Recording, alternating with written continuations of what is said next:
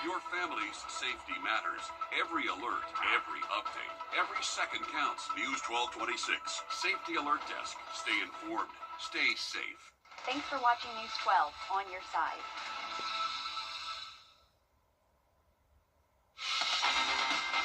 Live from Augusta. Breaking news. We're starting with breaking news tonight. Good evening. I'm Wrdw. Thank you for watching News 1226 at 11. The Richmond County Coroner's Office released the name of a victim in a pedestrian crash. 51-year-old Kimberly Drayton was hit by a vehicle and killed last night, the coroner says. According to officials, it happened at the intersection of Parwood and Deansbridge Roads.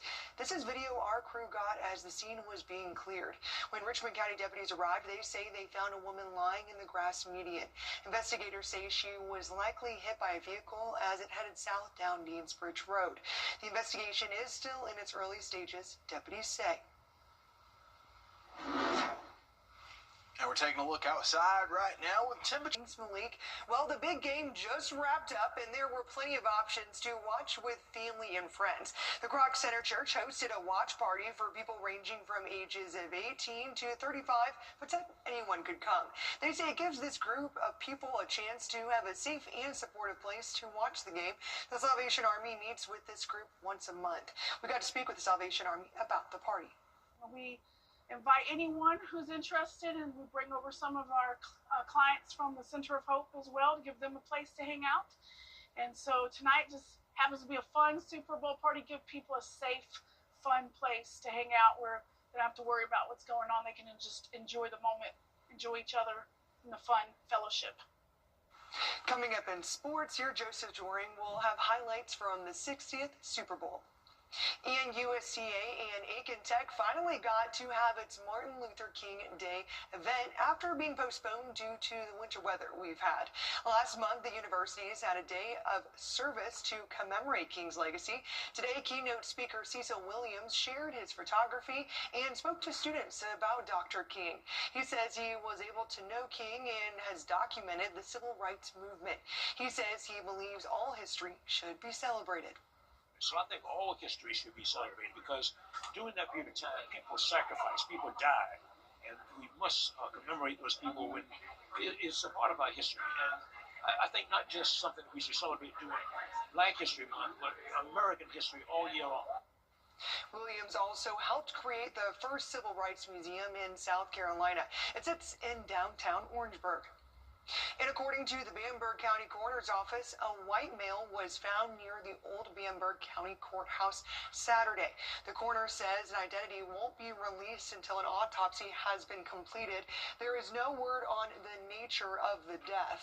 The police department and SLED are also assisting in the investigation. Bamberg County government hasn't said if the investigation will interfere with operations at the old courthouse. And the opening reception for the annual Arts of Color exhibit was yesterday. The event was held at the Arts and Heritage Center and celebrated African American and other artists of color. It featured 30 artists from the CSRA and surrounding area and over 120 artworks. The organizers tell us the event grows every year and more than 160 people came through the exhibit. You can see the exhibit through the 27th. The closing reception is on the 19th from 5 to 8. And the Taliaferro County Sheriff's Office is asking for your help. Finding a wanted man from Richmond County. According to deputies, 43-year-old Derek Carlisle was speeding on I-20 when a deputy pulled him over. Carlisle then ran away from the officer on foot and then threatened to shoot him. Officials say he is wanted in Richmond County for felony aggravated stalking and has a nationwide pickup. He also has charges pending in Taliaferro County. Carlisle is a 5'11" black male and weighs around 240 pounds, officials say. Anyone with information is asked to call the Taliaferro County Sheriff's Office. And we have new information into the Richmond County School Administrator placed on leave. In my hands is the incident report where a school employee alleged Priestley assaulted them. Behind me is the quote from the Human Resources Department in a letter sent to Priestley. According to the letter, the Human Resources Department learned he displayed, quote, unprofessional behavior. It reads, quote, the Human Resources Department was informed that you displayed unprofessional behavior. As a result, we will investigate this matter. matter.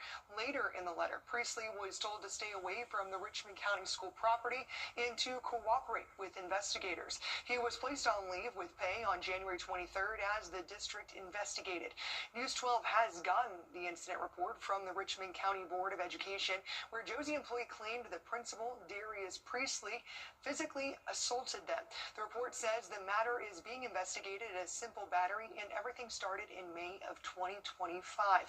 There are charges pending against Priestley, but we have not learned what those charges are. We have reached out to the sheriff's office to learn more about the charges and their investigation. We do have more information about this situation on our website, wrdw.com. And the Richmond County Sheriff's Office is asking for your help finding several missing teens. First is 16-year-old J. Anthony Williams. He was last seen leaving his home on Prague Court Friday evening. Officials say he left in a vehicle wearing a black and white checkered hoodie and black pants. Next is 15-year-old Tamara Young. Young was last seen Friday night leaving Marks Church Road. Officials say she was wearing black pants and a black shirt. Then 13-year-old Zachariah Easter. Easter was last seen leaving Drayton Drive Friday night. Deputies say he was in a vehicle wearing a black coat, blue joggers, and green Crocs. Next is 15-year-old Jaden Ruffin. Ruffin was last seen leaving his home on Glen Hills Drive last night. Officials say Ruffin was wearing a dark-colored jacket. Finally is 15-year-old Isaiah Green. Green was last seen leaving his home on Bear Drive. Officials say he was wearing all black and left in a white sedan. Anyone with information on any of these teens are asked to call the sheriff's office. And people living in Bamberg, listen up. You have the opportunity to share your thoughts on an improvement project on one of the roads. SDOT is holding a drop-in meeting on the 24th to discuss improvements to Country Club roads at Char-Augusta Road. The department is proposing a roundabout at the intersection to reduce the number of crashes. The meeting will be at the Bamberg Public Library, and people attending will be able to see the plans for the project. And coming up, we have developing news outside of